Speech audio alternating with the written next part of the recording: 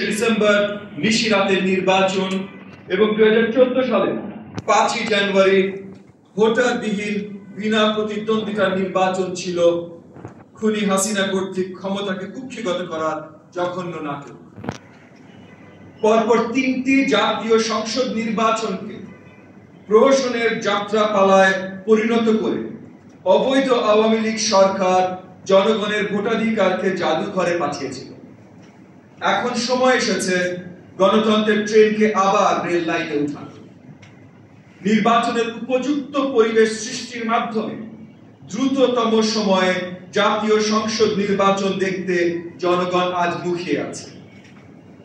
প্রিয় বন্ধুগণ, ভূতাপেক্ষভাবে জুলাই ঘোষণাপত্র কার্যকর করা নিয়ে বিতর্ক রয়েছে, তবে আমরা অন্তর্বর্তীকালীন সরকারকে ধন্যবাদ জানাতে চাই।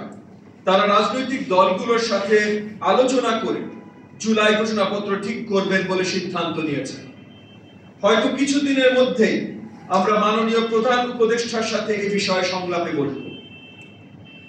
ফ্যাসিবাদ বিরোধী আন্দোলনে থাকা আমরা সকল রাজনৈতিক দল জুলাই গণঅভ্যুত্থানের মূল মন্ত্রের সাথে একমত, তবে এটা কোনো একক গোষ্ঠীর এক মাসের আন্দোলন ছিল না।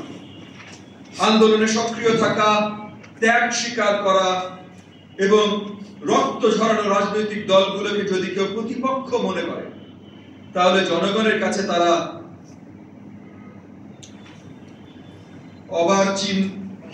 অর্বাচীন হিসাবেই পরিচিত হবে।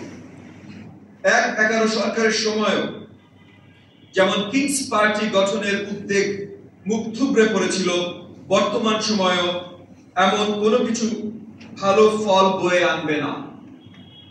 তবে আমরা চাই রাজনীতিতে তারুণ্যের উদ্যোগে নাগরিক ক্ষমতায়ন আন্দোলন, রাজনৈতিক দল, গবেষণাধর্মী প্রতিষ্ঠান স্বচ্ছ প্রক্রিয়ার মাধ্যমে গড়ে উঠুক, যাতে বাংলাদেশ